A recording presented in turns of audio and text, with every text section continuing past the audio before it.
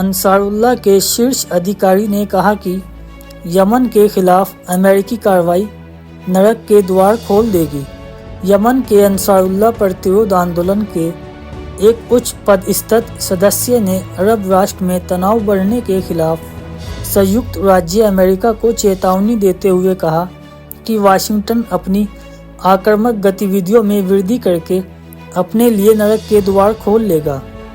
Yemen journal corporation for radio and television के कार्यवाहक निर्देशक अब्दुल रहमान अल एहनोमी ने अपने एक्स अकाउंट पर प्रकाशित एक पोस्ट में लिखा, अमेरिका दूतावास अदन में यमन के लोगों के खिलाफ युद्ध के लिए अपने भाड़े के सैनिकों को तैनात कर दिया है, जिसका उद्देश्य गाज़ा पट्टी में फिलिस्तीनियों के समर्थन में अभियान को रोकना है। उन्होंने कहा कि तनाव में किसी भी प्रकार की वृद्धि से अमेरिकी सैनिकों की उपस्थिति तेल प्रतिष्ठानों तथा पश्चिम एशिया क्षेत्र में वाशिंगटन और उसके अधीन हितों के लिए नरक के द्वार खुल जाएंगे।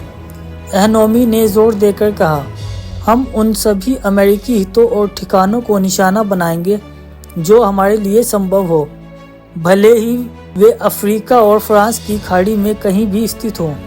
यमन ने इस तरह के उद्देश्य के लिए सभी आवश्यक तैयारी पहले ही कर ली है।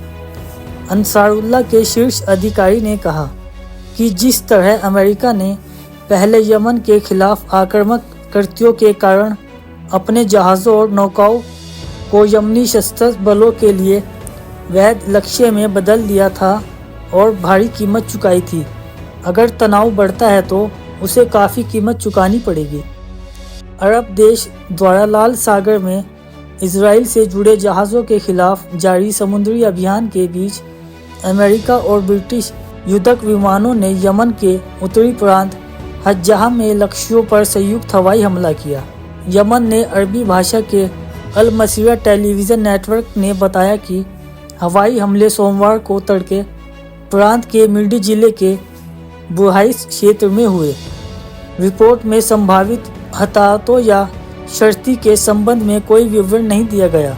अमेरिकी और ब्रिटिश सैन्य विमानों ने हुदैदा के रणनीतिक पश्चिमी प्रांत के तुहायता जिले में कई स्थानों को भी निशाना बनाया। हमले से संभावित मानवीय या भौतिक नुकसान का विवरण अभी तक उजागर नहीं किया गया।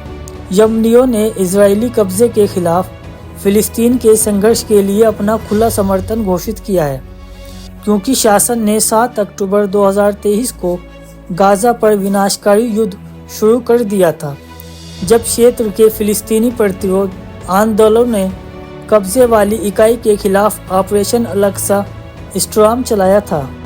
यमनी सशस्त्र बलों ने कहा कि वे तब तक अपने हमले नहीं रोकेंगे जब तक कि गाज़ा में इजराइल के ज़मीनी और हवाई हमले समाप्त नहीं हो जाते।